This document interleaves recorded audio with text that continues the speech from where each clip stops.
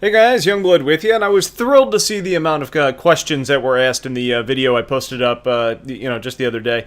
And what I wanted to do, since I got so many questions, was to just start answering them in a series of videos. Because if I did all of them at the same time, we would be talking about a very, very long video. So we're going to go ahead and just go oldest to newest, and we'll just crank out a couple of these. And, feel free to add additional comments either to this video or back in the other video. Either way, I'll find them and we'll get them answered. But starting with these, the hoodie asks what my PC specs are, along with some other questions. Well, my PC specs right now, I've got a GTX 680 as my graphics card. I've got an i5 3570K as my processor. I've got that up to 4.3 gigahertz right now on a kind of modified SwiftTech water cooler. Now, with that, I can get it up to 4.5, but there's just not a real purpose for me doing that right now, so I'm not pushing the envelope. 16 gigs of RAM, a whole bunch of hard drive space, and that's all kind of wrapped up in a thermal take chaser case. Now, for me, one thing that I'm really struggling with right now is holding off on upgrading a graphics card, primarily because I'm really looking forward to Pascal coming out, and I think it's going to do some really good things. And even with the beast of the 980 Ti, I still don't think it's going to be worth upgrading now and just being behind. So I'm trying to be patient. But one thing that's kind of helping me out there is just knowing the fact that we're in the process of adopting, which is a very expensive process. So spending money right now is not really a smart decision anyways. Another question from the hoodie was, how old are you? I am 31 years old. And when do you think Squadron 42 is coming out? That is a tricky question to answer, but if I had to guess, I would say probably at the end of the year, probably sometime towards the fourth quarter of 2016. I think with what we've seen so far, it could potentially come out earlier, especially seeing some of those ships that are flight ready and moving very quickly, like the Vanguard and the Saber, and we're starting to get the Starfarer moving in that direction, but I think it would be kind of over-promising to say that I think it would come out sooner than that, so I'm counting on the end of the year. KickRider999 wants to know if I'm going to update my picking the right ship videos. There is some outdated information in them. And you are absolutely right. I think there is some specific outdated information, but I think this, for the most part, the overall concepts are sound. So while I may not update all of them, I probably will, probably in the next couple months start to kind of revisit some of them if there is significant information that needs to be added. I enjoy doing those videos, and I think people enjoy watching them, so I do think there's a pretty strong possibility that I end up kind of redoing some of those, or maybe just doing some like addendums to them. F9 asks, he said that he asked another YouTuber this question, but I'm going to ask you as well. Where's the Redeemer at in becoming flight ready? The Vanguard just came out, which is in the same size class, so it would be nice to have something else along with that both can provide a larger target for the Vanguard and bring some valid comparisons to the field. That's an excellent question. I don't think the Redeemer right now is a priority. I don't know if there's real plans on it being included in Squadron 42. It may end up being. I mean, a dropship seems like an interesting mission to include. That being said, if it was going to be included, especially in some of the earlier missions, I think we would have seen more progress on it. You know, ships like the Vanguard and the Saber, which were announced after the Redeemer, are already in-game, either hangar ready or flight ready. So for me, I'm guessing that the Redeemer is probably not real close to being ready for anything, especially knowing that we got a stats update almost immediately after its release, and we still haven't seen those changes made in the hangar. Now, I do think it would be a good thing to have in-game just to kind of provide some comparisons to other ships, as well as just more variety to the ships that you're actually engaging. That being said, though, I'm not sure I agree with it being a real valid comparison to something like the Vanguard. You know, the Vanguard, I think, has a little bit more of that boom and zoom. I'm coming in from long range to do my damage, zooming off, and then coming back in for another pass. The Redeemer is going to be more of a brawler. It's going to be getting in close. I don't think it's going to be particularly fast. It does have a crap load of weapons on it, and I do think it's going to be getting in there and using all of them. But I think it's going to be there to really outlast and outgun opponents, as opposed to utilizing other things that it's got going in its favor. So I think adding it in for the variety factor would be incredibly nice, and something I'm really looking forward to. You know, as I mentioned in my hangar video, it's the ship that I'm probably looking forward to flying next the most. But I don't think it's going to be one that we're sitting here saying, oh, this is the next fighter, because it's not really going to be in that same type of category. Green Scorpion wants to know, do I remember him? Yes, of course, I remember you, Scorpion. And have I completely left PlanetSide 2? If so, why did you decide to do so? I won't say that I have completely left PlanetSide 2. I log in every once in a blue moon, and occasionally when our organization does a get-together where we need a platform for a lot of players to get in together, kind of like event nights, we will go back to PlanetSide 2. That being said, the game is just not really in a place where I've got a ton of interest in playing it. It is essentially the same game that we've had for years, and things like the lattice system really just killed a lot of the interest I had in the game. So I don't, let's put it this way. I don't want to overpromise you and say you're going to expect to see PlanetSide 2 content coming from me, because if you do, it's probably going to be, just a random humorous game or something like, or a humorous video or something like that. It's probably not going to be more guides, tips, tricks. I don't have the same level of interest or passion in that game that I did before. And I wish I did, because I love the game and I think it had a ton of potential, and at its prime it was really, really good, but it just hasn't held up for me, especially when you're talking about a game that I think since beta I've been playing for 4 years now. Jasta85 asked a very long question, but what he's asking is about the Retaliator. He said he's had it ever since it was released, however he's having a really hard time justifying keeping it. Admits that it can play other roles like dropship, cargo, etc. Its main purpose is definitely as a long-range torpedo delivery system. Totally agree. However, after getting the Armada pack and having access to the Vanguard and the Gladiator, both of which deliver torpedoes, not to mention the Idris, it's just hard justifying keeping the Retaliator, as it demands a much larger crew to manage at peak efficiency. I've got other ships which fulfill all its other roles better, so basically it ends up being the question of whether it's worth keeping if I already have 2 other ships that are capable of launching torpedoes, not to mention the fact that he now has an Idris. So, with the Retaliator, my single biggest beef is the fact that, as the pilot, I don't have control over any of the guns. You're solely dependent on the fact that you've got 5 gunners, which is a lot of gunners, that can actually do a lot of damage for you and keep you alive, so you, as the pilot, can deliver the torpedoes. I don't think that the Retaliator ends up being a great option in your situation based on the ships that you have, solely because of the fact that you do have that large requirement. And while I do think it's going to deliver bigger torpedoes than something like the Vanguard or the Gladiator, I'm not sure how much of a benefit that really gives to you, especially as you say, you've got other ships that do what the Retaliator does better. The Retaliator is really, really nice for people that aren't going to have a huge fleet. It's one of those ships that you can swap things out and make what you want of it to help cover those other roles. But if you've got specific ships that do those jobs better, they're going to be a better option for you, especially considering they're going to be better crewed, probably with less people, and they're going to be that's going to directly relate to your cost, meaning if you're not having to pay the extra people, you're making more money in the end. So I don't see the value there for you. I think you probably stick with the other ships that you have and then find something else that maybe you want. Which is a shame, because I'm probably feeling the same thing you are, where you love the design and you love kind of how the Retaliator feels. But ultimately, I just don't think it's the right choice to keep, outside of just maybe some nostalgia of the fact that you love the looks of this ship. There's probably just better options in your particular situation. Now, again, for those of you that are wanting a ship that does a little bit of everything, it's kind of up there along the lines of the Constellation, but again, the Constellation does things that the Retaliator won't really either, and until we get the additional modules for the Retaliator that really are kind of game-changing, I don't think right now it's worthwhile for you. Musashi Q8 says, what is my least favorite fighter ship and what is your favorite? And he also wants to know, what do I think about the bounty hunter role and its viability in the persistent universe? As far as my least favorite fighter ship, it's probably the stock Hornet. I don't think it brings enough weaponry, at least in its current iteration, and we know you can add additional things to it, but we're talking about just least favorite, so kind of the watered down version of the Hornet that we have right now. Because it doesn't have the overwhelming firepower that the Super Hornet has, and it's slow. Now, it does have a lot of things going for it, like its kind of durability. But overall, I just don't think it's not fun for me. I don't enjoy flying it. It kind of flies like a brick. I feel like other things can fly circles around you.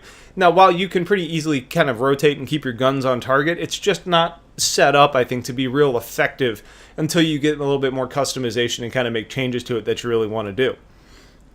I think my most favorite ship has to this date been the Gladiator. Or not Gladiator, Gladius. The thing flies like I would expect it to fly. It's fast, it's nimble, it's got good firepower on it. Durability is not half bad. Just overall, the setup on the Gladius is great, and it's just the most intuitive ship that I have flown to date. It just feels right. Now, how is that going to compare? Well, I don't know. I'm hoping that my choice to melt it in favor of the Sabre and the Cartual isn't going to be something that I regret. But I do think that there's going to be a large availability of them in the persistent universe, meaning that I can get one if I really want one. As far as the bounty hunter role and its viability in the persistent universe, I think it's going to be a viable career. I think there's going to be a lot of people that are doing bad things. And if the people aren't doing bad things, there's certainly going to be NPCs that are doing bad things. And especially with the revelations that we got from CIG stating that you can just shoot people, you can kill people to collect, and which I talked about in an earlier video, I think that's going to open up a lot more doors for people that are wanting to bounty hunt. I think it's also going to be really dependent on how committed you are in making the right choices. If you spend a lot of time going after people that have low bounties, they may be easier, but no matter how much you do, you're not going to be collecting that much money. And it is a risky career. You know, you're going to be engaging in combat, whether that be space combat or on the ground. And both of those things can either cause harm to your ship, which means cost to money, or it could mean cost of your life. And we all know that the death of a spaceman is going to suck. So I think bounty hunting is something that you can do effectively, but how you do it, I think, is going to be what's the most important factor to consider. Jim Castor asks, where would I find the best way to learn to fly a ship? I mean, what keys to use to be able to fly an EVA? First thing I would suggest is to actually take a look at the keybinds in-game. They're actually pretty clearly laid out if you go into options keybinding, and they're right there. I would then go into free flight and kind of get the hang of things. And then where a lot of people actually kind of break off the rust and get really comfortable with flight is in the race modes. You have to be kind of fast, you have to be make snap decisions, you have to be agile. So I think it's a really good place to go in and kind of learn. In addition, there's a lot of people out there doing guides on how to actually fly. I plan on doing some of those later, so make sure you stay tuned for those. But that's kind of really it. You know, there's other people that have their keybinds posted and stuff, but there's so many different control schemes right now, it's hard to really say without knowing exactly what you're using. But race, and then in addition, there is a flight learning or flight tutorial mode in within the game right now that you can actually play and kind of learn a little bit more about flight. Tigrex755 says, could you please explain the ship repair system and how that will work if you don't want to do it on your own? Like, do you fly to a planet and get an NPC mechanic or something like that?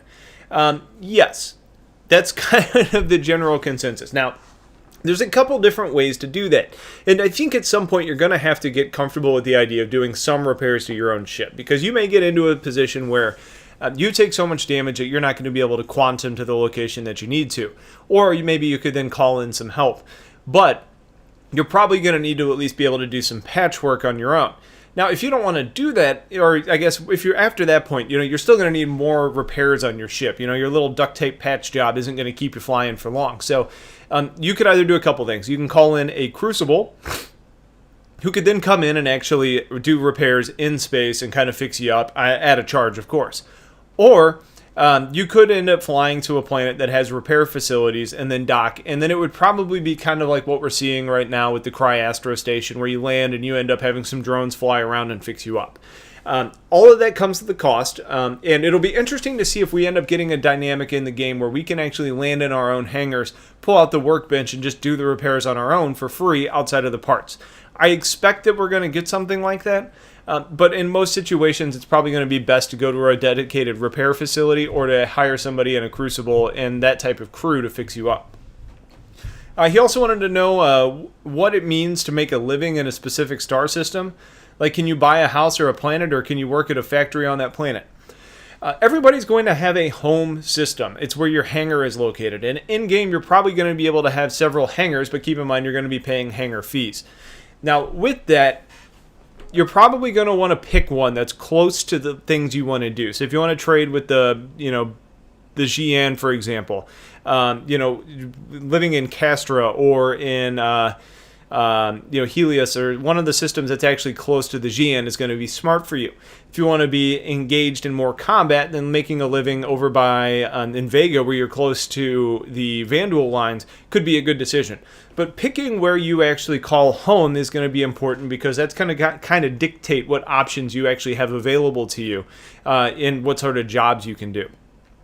Now, can you buy a house or a planet? I think that is the plan long term. Well, not buy a planet, but buy a house or an apartment or something like that. But I think that's further down the line. I think it's going to be very specific to you own a hangar. You kind of sleep in your hangar. That is your home. Other than that, though, we already see a little bit in Port Alizar right now. There's those rooms that we wake up in when you're getting into the persistent universe. That's kind of what you're going to expect when you're away from home. You're probably going to have to spend a little bit of money to stay overnight, or maybe it's included in your hangar fee for the night. But outside of that, working in a factory on a planet, I don't see that happening. It may be something that they end up doing long term, but I don't think that's on the short term radar to just kind of have you as in a first person world making ship parts and Bill's, engine factory or something like that. There's your opinion, and then there's the Truth asks, what do you think of the Aspira Prowler, and do you think it should come out with the GN Scout so we can have 2 more alien ships? Well, the description talks about the Prowler being really good about being quiet. It's good about sneaking up on other ships and then dropping people EVA to then board other ships. So I think what that means is it's probably going to be a ship that's going to be very low profile, probably minimal systems to kick off EM radiation, and it's probably going to have to cut its thrusters and kind of glide into its location to really get there unseen. Now, I don't know if that's the Teverin technology that allows it to be really quote-unquote quiet, or if that ends up being the design of the ship. Maybe it's just a very simple thing, but there's going to be some aspects, and at least the low profile has probably got to be a factor. Now, overall, I'm excited about the Prowler. I'm excited about every new ship that comes out, because I think it gives us new and exciting ways to play the game, or at least lets us visualize what it's going to be like. But it's hard for me to get the hype engines up too high until I actually see what the ship is when we get it released. As far as coming out with the GN Scout, I don't think it really matters as far as what order they come out. Frankly, I hope the GN Scout is something that ends up being released much sooner than the Aspira Prowler, because I think the Prowler is just in concept right now. The Scout is much further along in development, and if they just hold off on releasing the Scout until the Prowler is being released, I think we're going to be waiting on the Scout for much longer than we end up needing to. Michael Scanlon asks, how many and what kind of ships would you cram into a single Bengal carrier to make it a well-rounded fleet? Basically, a thought I've been mulling over is how you'd make it an independent fleet vessel. Well, I don't think of something like a Bengal as a real good option to be out there on its own, at least for extended periods of time. It's going to be something that's probably going to need not only enough fuel for itself to operate, but also it's probably going to need to be able to fill up the fuel for all the ships that it's actually going to contain. So having at least a Starfarer or 2 around is probably going to be somewhat important, or at least knowing where you can go to get your fuel. Now, as far as that, though, we don't really know the final number on how many ships this thing can actually hold. Some people think it's going to be like 20, other people are guessing 80 ships. But since I don't know that number, let's kind of talk about percentages and roles. I would say I probably want at least 30% of my ships to be kind of quote-unquote brawlers, like Super Hornets. The ones that can be really close to the ship and help defend it, but also do a lot of damage against the enemies if they end up needing to go out there. I think probably 25% of those should also be light fighters, things like Gladiuses and Sabres. The ships that kind of can sort of fill a scout role, but also kind of fit into more of a category of chasing down interceptors that are coming in, or maybe getting out to a bomber that's coming in on an attack run but before the bomber's able to reach your destination. Those kind of scramble type fighters I think are going to be really important to have. I'd probably do another 25% as bombers. We know the Gladiators are hangar-based or carrier-based bombers, and I think that just adds variety to what your fleet can accomplish. So if you come up on another big ship and you want to make sure that you can unleash hell, you're going to need the bombers. 25, 25, 30. Okay, so 10% long-range ships probably. Things like a Vanguard, if they end up fitting in there. I think you're going to want ships that are capable of leading ahead of the fleet. That's what the Vanguard is. It's supposed to be the spear of your fleet. But in addition to that, I think if you need to chase a target down, or if you need to I don't know. Or if you need to get out to a target ahead of time to assess a situation, I think they need to be in there. And that probably kind of fits into maybe having like 5% type of scouts, things that have a lot of good radar, things that have a lot of good, speed. So things like an M50 could work as a scout. Things like, kind of a retrofitted Vanguard could work as a scout. But I think you want some that are dedicated to kind of creating a bubble around your fleet so you can identify threats ahead of time. And then probably lastly, I'd say about 5% dropships. And if I did my math right, I think that's 100%. But probably a couple of redeemers on board. So if you do come up to a derelict or something that you actually want to, get your people into, having those dropships is going to be a lot better than having them float across in an EVA format to try and get into that vessel. NCB01OI asks, what role, combat or otherwise, that hasn't been announced would you like to see in Star Citizen? Also in the same vein, what ship or role would you like to see implemented? I think for one that's kind of been mentioned but hasn't really been fleshed out is really like an engineering type role. Someone that's in the depths of a big ship, trying to really balance out the power, consumption, trying to overclock and do your best kind of Scotty impersonation. Somebody that's really running around like a madman, trying to open up valves and control different panels and, really having the control of the guts of the ship to modify what needs to be modified to give the desired results of the person that's actually flying the damn thing. So that, I think, is something that we should expect to see in-game and something that's been talked about a little bit, but more from like a power management station type of role, not really somebody in like an engineering type department. As far as a ship that hasn't really been implemented, I would like to see something that's like a pure radar ship. And I think the tracker is probably about as close as we have to that, kind of like a AWACS type ship. But I think something that comes in and can expose a lot of space and really help prepare your fleet overall is going to be something really important. And I think that the tracker could do a really good job of doing that from a small fleet management. Or like if you have a couple of them linked together, you could really create a nice network. But if you can have one ship that comes in that maybe doesn't have any weapons and is solely focused on being able to project the ability to pick up targets, something that's almost a hybrid between a combat and a exploration ship. Something like that, I think, would be really interesting to see implemented. So that's the last user question I'm going to talk about today. The last one here is a bonus question from myself. Hey Youngblood, do you know what redundant means? Because I don't think you do.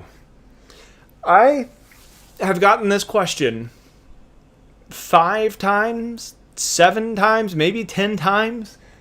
It is driving me crazy. So I'm going to go ahead and address it real quick. When I talk about the Vanguard and when I talk about the Saber and other ships that have redundancy built into them, redundancy doesn't necessarily mean useless. In engineering and in a lot of different applications, redundant actually means backups in case of failure. And that's what we're talking about with these ships. So when I say that there's a lot of redundancies built into the Vanguard, I don't mean there's a lot of useless crap built into the Vanguard. I mean that there is a lot of things that are there to perform in case of a failure of another component. I wanted to get that out there. I know not everybody's going to see this, and I'm going to have to answer that question 10 more times. But for my sanity, I had to address that. So, we're about 23 minutes in now. I appreciate you guys watching this. I hope you guys enjoy these types of videos because I think they're a lot of fun to do. Interacting with you guys is one of my favorite parts about making videos. And I'm going to probably have 3 or 4 more of these at least to get through all the questions that you guys are throwing at me. So, if you haven't asked a question yet, don't worry. You haven't lost out on the opportunity. Just drop it in this video. And I'll add it to my kind of running roster of questions. So same thing. If it's not in the next video, just keep watching because it'll eventually get answered. So I appreciate the time. I hope you all have yourselves a wonderful day and have a good night. Take care.